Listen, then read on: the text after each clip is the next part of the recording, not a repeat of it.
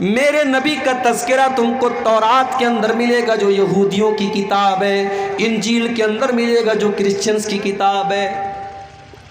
تورات کے اندر تحریف کر دی گئی، انجیل کے اندر چینجنگ کر دی گئی، مگر آج بھی تورات کے اندر اللہ کے نبی کا تذکرہ موجود ہے، آج بھی انجیل کے اندر اللہ کے نبی کا تذکرہ موجود ہے۔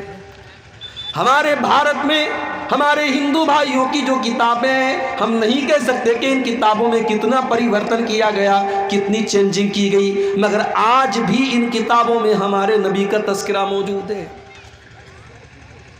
کہیں کہا گیا کہ وہ نراج شمس ہوں گے، ان کی بہت زیادہ پرشنسا کی جائے گی، کہیں کہا گیا ان کا نام محمد ہوگا، کہیں کہا گیا کہ محمد ہوگا، کہیں ان کی پیدائش کی تاریخ بتائی گئی، کہیں یہ بتایا گیا کہ وہ اونٹ کی سواری کریں گے، کہیں بتایا گیا ان کی 12 پتنیاں ہوں گی، کہیں بتایا گیا کہ وہ براق کی سواری کریں گے، کہیں ان کے صحابہ کا تذکرہ کیا گیا، کہیں ان کی خوبصورتی کا تذکرہ کیا گیا۔ ہمارے ہندو بھائیوں کی کتابوں میں بھی ہمارے نبی کا تذکرہ آپ کو ملے گا۔ الذی یجدونہ مکتوبا عندہم فی التوراۃ والانجیل، اس نبی کا تذکرہ تم کو صرف قرآن میں نہیں ملے گا، دوسری آسمانی کتابوں کے اندر بھی ملے گا۔ اور کہتے ہیں کہ جادو وہ ہے جو سر چڑھ کے بولے۔ میرے نبی کی تعریف تو آپ کے دشمنوں نے بھی کی ہے، جو زندگی بھر آپ کے دشمن رہے انہوں نے بھی آپ کی تعریف کی ہے، جنہوں نے آپ کا کلمہ پڑھا انہوں نے بھی آپ کی تعریف کی ہے، اور جنہوں نے آپ کا کلمہ نہیں پڑھا انہوں نے بھی آپ کی تعریف کی ہے۔ 1980 میں کتاب چھپتی امریکہ سے، کتاب کا نام ہے The 100 گریٹ پرسنالٹیز، دنیا کے 100 مہان ویکتی۔ کتاب کا رائٹر کون ہے؟ ایک عیسائی اسکالر ہے، اس کا نام ہے doctor Michael Hart. Doctor Michael Hart نے دنیا کے 100 مہان ویکتیوں کی اوپر ایک کتاب لکھی۔ وہ عیسائی تھا، اس نے عیسیٰ علیہ السلام کو 3 نمبر پر رکھا، اس نے گوتم بدھ کو 14 نمبر پر رکھا، اس نے مہاویر جین کو 99 نمبر پر رکھا۔ اس نے اپنی اس کتاب میں اگر پہلے نمبر پر رکھا، اور پوری دنیا کی تاریخ پڑھنے کے بعد پہلے نمبر پر رکھنے کے لائق اگر اس کو کوئی انسان نظر آیا تو وہ جناب محمد الرسول اللہ صلی اللہ علیہ وسلم نظر آئے۔ اس نے اپنی اس کتاب میں نمبر 1 پر اللہ کے نبی کو رکھا۔ اس کی کتاب انگلش میں چھپی، آج تو اردو میں بھی اس کا ٹرانسلیشن ہو چکا ہے، آپ کو مل جائے گی۔ انگلش میں کتاب چھپی، کتاب جب چھپی تو بوال ہو گیا، پریس میں پوچھا گیا، پریس والوں نے پوچھا ڈاکٹر صاحب آپ تو کرسچن آدمی ہیں، آپ تو عیسائی آدمی ہیں، آپ نے عیسیٰ علیہ السلام کو 4 نمبر پر کیوں رکھا، آپ نے محمد صاحب کو پہلے نمبر پر کیوں رکھا؟ ڈاکٹر مائیکل ہارٹ نے جو جواب دیا تھا وہ آج بھی اس کی کتاب کے مقدمہ کے اندر موجود ہے۔ اس نے لکھا تھا He was the only man in history who was the supremely successful on both the religious and secular levels۔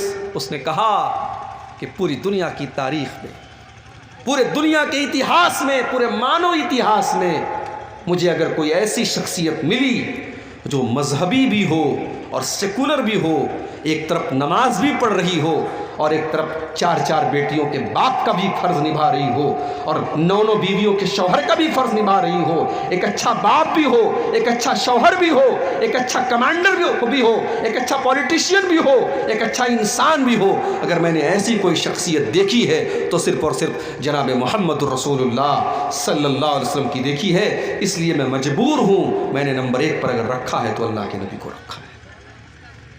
یہ میرے نبی کی شان ہے میرے بھائی۔ الذی یجدونہ مکتوبا عندہم فی التوراۃ والانجیل، میرے نبی کا تذکرہ تم کو تورات کے اندر ملے گا، تم کو انجیل کے اندر ملے گا۔ بخاری کے الفاظ ہیں، اللہ کے نبی کا تورات کے اندر تذکرہ کیسا تھا؟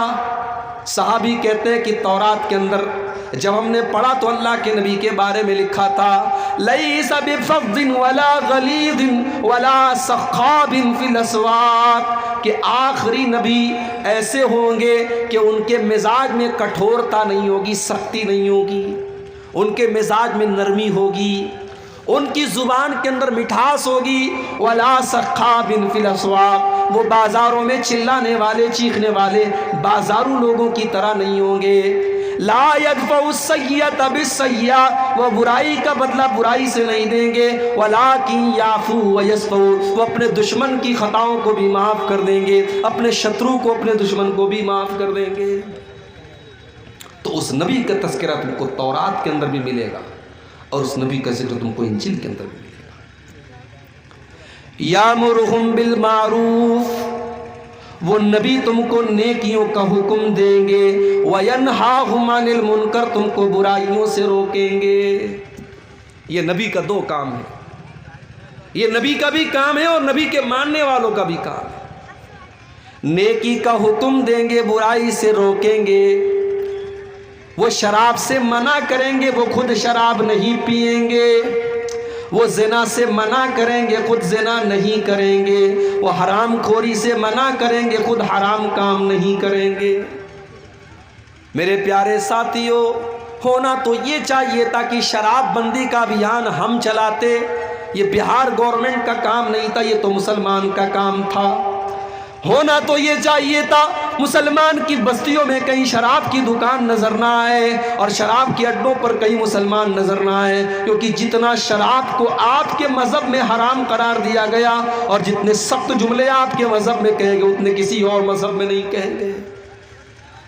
ذرا آپ وہ حدیث اٹھائیے، سنن نسائی کے اندر یہ حدیث موجود ہے. عثمان غنی رضی اللہ تعالیٰ عنہ کی حدیث ہے. کہتے ہیں کہ وہ لوگوں شراب سے بچو، یہ ام الخبائث ہے، یہ تمام برائیوں کی جڑ ہے، یہ تمام گندگیوں کی جڑ ہے. پچھلے زمانے میں اللہ کا ایک نیک بندہ تھا جو بہت نیک آدمی تھا، بڑا متقی تھا، بڑا زاہد تھا. ایک فاحشہ عورت نے، ایک بدچلن عورت نے اللہ کے اس نیک بندے کو اپنے جال میں پھنسانے کے لیے ایک سازش چلی، ایک چال چلی. اس نے اپنی ایک لونڈی کو بھیجا. لونڈی آئی، کہنے لگی حضرت میری ملکہ نے آپ کو بلایا ہے، کوئی مسئلہ آ گیا ہے، کوئی معاملہ آ گیا، آپ کو گواہی دینا ہے. حضرت بیچارے سیدھے سادے تھے، وہ فوراً چلنے لگے اس عورت کے ساتھ. سنن نسائی کی روایت ہے، اللہ کا وہ نیک بندہ جب اس لونڈی کے ساتھ چلنے لگا، جانے لگا، جب وہ گھر کے اندر داخل ہوئی، اس نے گھر کے اندر جاتے ہی دروازہ بند کر دیا، اور اندر گئی ایک اور دروازہ بند کر لیا، اور اندر گئی ایک اور دروازہ بند کر لیا. 7 دروازوں کو بند کرنے کے بعد آخر میں ایک چھوٹا سا کمرہ تھا جس میں ایک خوبصورت بدچلن عورت تھی، ایک چھوٹا سا معصوم بچہ تھا، اور بچے کے بغل میں ایک چھری رکھی ہوئی تھی اور ایک بوتل میں شراب رکھی تھی. عورت نے کہا کوئی گواہی کا مسئلہ نہیں تھا، میں نے تو چال چلی تھی تم کو بلانے کے لیے، تم کو پھنسانے کے لیے. اب تو 7 دروازے بند ہیں، تمہیں بھاگنے کا کوئی راستہ نہیں. اب 3 چوائس تمہارے سامنے ہے، یا تو میرے ساتھ زنا کرو، یا تم اس بچے کو قتل کرو، یا تم اس بوتل کی شراب میں سے ایک گلاس، ایک پیالہ تم شراب پی لو. اس نے سوچا زنا کرنا بہت بڑا پاپ ہے، بچے کو قتل کرنا اس سے بھی بڑا پاپ ہے، شراب کو پینا ان دونوں کے مقابلے میں ہلکا پاپ ہے، ہلکا گناہ ہے. اس نے کہا ٹھیک ہے، تم اس بوتل میں سے ایک پیالہ شراب مجھے دے دو. ایک پیالہ شراب اس نے پی، نشہ چڑھا. اس نے ایک اور پیالہ نکالا، اس کو پیا اور نشہ چڑھا، یہاں تک کہ اس نے پوری بوتل خالی کر دی. اور جب شراب کے نشے میں دھت ہو گیا، اس نے اس عورت کے ساتھ زنا بھی کر لیا اور اس معصوم بچے کا قتل بھی کر دیا. عثمان غنی کہتے ہیں لوگوں اس شراب سے بچو، جس دل کے اندر شراب کی لت لگ جائے گی اس دل کے اندر ایمان اور شراب کی لت اکٹھا نہیں ہو سکتی. میرے پیارے ساتھیوں، آج کتنے مسلمان ہیں جو شراب پی رہے ہیں اور آج ان کے گھر والے عاجز ہیں، ان کے بیوی بچے پریشان ہیں. شراب کی اس لت کی وجہ سے آج وہ نہ اپنے بچوں کا دھیان رکھ پا رہے، نہ اپنی بیوی کا دھیان رکھ پا رہے ہیں. میرا نبی تو ان گندگیوں سے تم کو بچانے آیا تھا. یامرہم بالمعروف، میرا नबी तो तुमको नेकियों का हुक्म देने के लिए आए थे, वयनहाहुम अनिल मुनकर, तुमको बुराइयों से रोकने के लिए आए थे।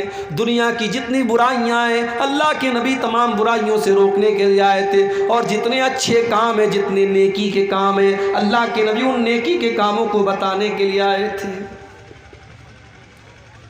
नबी की सीरत उठा के देखो, आप जो बात बयान करते थे उसके ऊपर खुद पूरा अमल करते थे।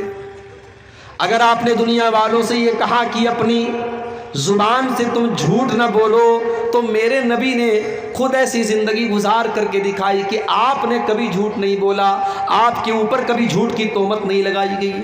आपने अगर लोगों को ईमानदारी का सबक दिया तो मेरे नबी ने पूरी जिंदगी ईमानदारी की गुजारी। अगर आपने लोगों को वादा पूरा करने की शिक्षा दी तो मेरे नबी ने कभी वादा खिलाफी नहीं की। आपकी ज़िंदगी में कौल व अमल में तज़ाद नहीं है, आपके किरदार में और आपकी गुफ्तार में फ़र्क नहीं है। जो ज़ुबान से कहा उसके ऊपर अमल करके दिखाया। अपनी उम्मत से कहा कि 5 टाइम की नमाज पढ़ो, हो सके तो तहज्जुद की भी पढ़ लो, कंपलसरी नहीं है, ज़रूरी नहीं है, अनिवार्य नहीं है। अपनी उम्मत से कहा कि 5 टाइम की नमाजें पढ़ो, और मेरे नबी का हाल ये था कि रात रात भर तहज्जुद पढ़ा करते थे और इतने लंबे लंबे क़याम किया करते थे कि आपके पाँव में सूजन आ जाया करती थी। और कभी अम्मा आयशा अगर पूछ बैठती थी कि अय अल्लाह के नबी, आपको इतनी इबादत करने की क्या ज़रूरत है, तो अल्लाह के प्यारे नबी फरमाते थे, अफला अकूनु अब्दन शकूरा, अय आयशा क्या मैं अपने रब का शुक्रगुजार बंदा न बनूं। तो मेरा नबी नेकियों का हुक्म देता है और बुराइयों से रोकता है। वयुहिल्लु लहुमुत तय्यिबात, और मेरे नबी तुमको पाक चीज़ों को हलाल करते हैं तुम्हारे लिए। वयुहर्रिमु अलैहिमुल खबाइस, और नापाक और गंदी चीज़ों को तुम्हारे लिए हराम करते हैं। मेरे प्यारे भाइयों, अल्लाह के नबी की जो शरीयत लेकर के आप आए, वो शरीयत कितनी प्यारी शरीयत है। हम जितनी हलाल चीज़ें, हमारे जितने खाने के लायक चीज़ें वो हम खा सकते हैं, और जितनी हराम चीज़ें वो हमको नहीं खाना है। जानवर तो बकरा भी है, बकरी भी है, और जानवर कुत्ता भी है। बकरा बकरी हलाल है, कुत्ता हराम है। खाने वाले कुत्ते को भी खाते हैं, सूअर को भी खाते हैं, मगर हमें सूअर को देख करके घिन आती है, कुत्ते को देख करके घिन आती है। हमें लगता है कि ये खबीस जानवर है, ये नापाक जानवर है। ये हलाल होता तो कितनी मुश्किल होती। अल्लाह के नबी जो शरीयत लेकर के आए उसमें कोई गंदी और खबीस चीज़ हमारे लिए हलाल नहीं की गई, और कोई पाक चीज़ हराम नहीं की गई। जितनी पाक चीज़ें वो हलाल हैं, और जितनी खबीस और नापाक चीज़ें वो हराम हैं। जब कोरोना वायरस आया था, उस दौर में सबसे पहले चाइना से उसकी शुरुआत हुई थी। तो चाइना का एक शहर है, वहाँ बहुत बड़ी मार्केट है जहाँ मुख्तलिफ जानवरों के गोश्त बिकते हैं। उस वक्त जब कोरोना वायरस हमारे इंडिया में नहीं आया था, चाइना में शुरू हुआ था। उस दौर में मैंने यूट्यूब के ऊपर एक वीडियो देखा कि चाइना की उस मार्केट का, कि देखूँ वहाँ क्या क्या लोग खाते हैं। यकीन मानिए, अगर वो वीडियो आप देख लेते, कोई कमज़ोर दिल और दिमाग का आदमी देख लेता तो शायद उल्टी कर देता। सांप खा रहे हैं, सांप खा रहे हैं, चूहे खा रहे हैं, छिपकली खा रहे हैं, जो समझ में आ रहा है वो खा रहे हैं। वो मंजर देख करके तबीयत में इतनी घिन आई मेरे भाई, दिल ने अल्लाह का शुक्र अदा किया कि अल्लाह तूने कितना बेहतरीन मज़हब हमको दिया, तूने कितना बेहतरीन दीन हमको दिया कि हम वही चीज़ें खाते हैं जो आसानी से हम खा सकते हैं, जो हमारे लिए पाक हैं, हलाल हैं, और हराम चीज़ों से तूने हमको दूर रखा। अल्लाह के नबी जो शरीयत लेकर के आए, उस शरीयत की ये विशेषता है, ये खासियत है। वयुहिल्लु लहुमुत तय्यिबात, हलाल चीज़ें, पाक चीज़ें तुम्हारे लिए हलाल की गई, और गंदी और नापाक चीज़ें हराम की गई। लेकिन अब हलाल और हराम के बीच में एक नया मसला चला है, मकरूह का। सिगरेट क्या है? कुछ लोग कहते हैं मकरूह है। मकरूह है इस्लाम में। मकरूह किसको कहते हैं? मकरूह मुस्तहब का उल्टा है। मिसाल के तौर पे کھڑے ہو کر کے پیشاب کرنا مکروہ ہے. اگر کوئی مجبوری نہ ہو تو اچھی چیز نہیں ہے، بیٹھ کر کے پیشاب کیجیے. ہاں اگر کوئی ایسی جگہ ہے کہ وہاں کھڑے ہو کر کے ہی پیشاب کرنا ہے، بیٹھ کر کے کریں گے تو کپڑا اور گندا ہونے کا ڈر ہے، تو وہاں جائز ہے آپ کے لیے. مسجد میں داخل ہونے کے ٹائم داہنا پاؤں اندر ڈالنا یہ مستحب ہے. مسجد سے نکلنے کے ٹائم بایاں پاؤں پہلے نکالنا مستحب ہے. اب اسی کا الٹا آپ کریں تو یہ مکروہ ہے. مکروہ حرام اور حلال کے بیچ کی کوئی چیز نہیں ہے میرے بھائی. سگریٹ کا مسئلہ آیا ہے، بیڑی کا مسئلہ آیا، تمباکو کا مسئلہ آیا. کچھ لوگوں نے اپنا الو سیدھا کرنے کے لیے کہہ دیا مکروہ ہے. ہم نے کہا مکروہ کیسے ہو گیا؟ بولے قرآن میں کہاں لکھا ہے کہ سگریٹ حرام ہے؟ حدیث میں کہاں لکھا ہے سگریٹ حرام ہے؟ میں نے کہا قرآن میں نہیں لکھا ہے کہ سگریٹ حرام ہے، مگر کیا قرآن میں یہ نہیں لکھا ہے وَلَا تُلْقُوا بِأَيْدِيكُمْ إِلَى التَّهْلُكَةِ، اپنے آپ کو ہلاکت میں نہ ڈالو، آتم ہتیا نہ کرو، خودکشی نہ کرو. سگریٹ پینے والا اپنے آپ کو بھی ہلاکت میں ڈال رہا ہے، اور جتنے لوگوں تک اس کا دھواں پہنچ رہا ہے وہ سب کو کینسر کا اور دمے کی بیماری میں ڈال رہا ہے. اور سب سے بڑی بات یہ ہے، بیڑی پینے والا مسجد میں جب آپ کے بغل میں کھڑا ہوتا ہے تو وہ 3-4 آدمی کے بعد بھی اگر وہ کھڑا ہوگا تو آپ کو بدبو آ جائے گی کہ کوئی سگریٹ اور بیڑی پینے والا آپ کے بغل میں کھڑا ہے. جب اللہ کے نبی نے یہ فرمایا کہ لہسن اور پیاز، کچا لہسن اور کچی پیاز کھا کر کے کوئی مسجد میں نہ آئے تو کہ فرشتوں کو اس سے تکلیف ہوتی ہے. میرے بھائیوں، اگر فرشتوں کو کچے پیاز اور کچی لہسن کی مہک سے تکلیف ہو سکتی ہے تو بیڑی اور سگریٹ کی مہک تو اس سے زیادہ بری ہوتی ہے. کیا فرشتوں کو اس سے تکلیف نہیں ہوتی ہوگی؟ ہم نے اپنے مطلب کے لیے مکروہ قرار دے دیا. حرام ہے یہ سگریٹ، حرام ہے یہ بیڑی، اور حرام ہے یہ تمباکو. میرے پیارے ساتھیوں، ہر وہ چیز جو آپ کے بدن کو، آپ کے شریر کو، آپ کے اخلاق کو، آپ کے مال کو برباد کرے، وہ چیز شریعت کے اندر حرام ہے. بیچ کا راستہ مت نکالیے. وَيُحِلُّ لَهُمُ الطَّيِّبَاتِ، ہم نے تم کو وہ نبی دیا ہے جو پاک چیزوں کو تمہارے لیے حلال کرتے ہیں اور ناپاک چیزوں کو تمہارے لیے حرام کرتے ہیں. کبھی کبھی ایسا بھی ہوا، ایک جانور اللہ کے نبی کے دور میں ملتا تھا، گوہ نام تھا اس کا، عربی میں اس کو زبن بولتے ہیں. گو کا جانور حلال تھا مگر اللہ کے نبی کو پسند نہیں تھا. آپ کے سامنے گو کا گوشت آیا، آپ نے کہا کون سے جانور کا گوشت ہے؟ بتایا گیا گو کا گوشت ہے. آپ نے کہا میں نہیں کھاتا، مجھے پسند نہیں ہے، تمہیں کھانا ہو تم کھا لو. آپ نے جائز تو قرار دیا مگر آپ کی اپنی طبیعت کو وہ پسند نہیں تھا، اس لیے شریعت کے مسئلے کے حساب سے گو کا جانور حلال ہے، کھا سکتے ہیں. تو شریعت میں تمام پاکیزہ چیزیں حلال ہیں اور تمام پاکیزہ چیزیں حرام ہیں. اور آگے بڑھیے، وَيَزَوْ عَنْهُمْ إِسْرَهُمْ وَالْأَغْلَالَ الَّتِي كَانَتْ عَلَيْهِمْ، اور میرے نبی نے ان بوجھوں کو، ان رسم و رواج کی ان زنجیروں کو تم سے ہٹا دیا جو تمہارے اوپر تھیں.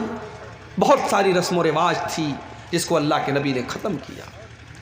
میری پیاری ماؤں بہنوں، کتنے قبیلے عرب کے اندر ایسے تھے جن کے درمیان اگر بیٹی پیدا ہو جاتی تھی تو وہ اس کو کلنک مانتے تھے.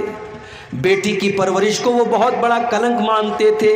بیٹی پیدا ہونے کے بعد بیٹی کو اپنے ہاتھوں سے وہ زندہ زمین میں گاڑ دیا کرتے تھے، دفن کر دیا کرتے تھے. یہ رسم بھی ان کے درمیان پائی جاتی تھی.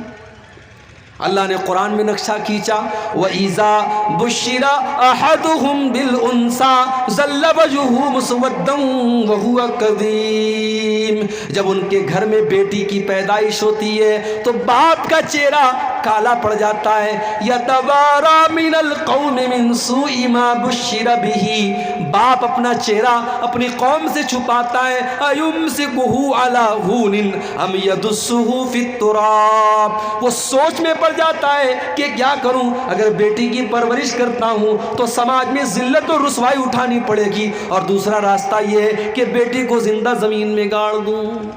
بیٹیوں کو گاڑ دیا جاتا. یہ الگ بات ہے. سائنس ترقی کر گئی، آج زمانہ ترقی کر گیا، انسان چاند پر پہنچ گیا، مگر بیٹیوں کو تو آج بھی بوجھ مانا جاتا ہے.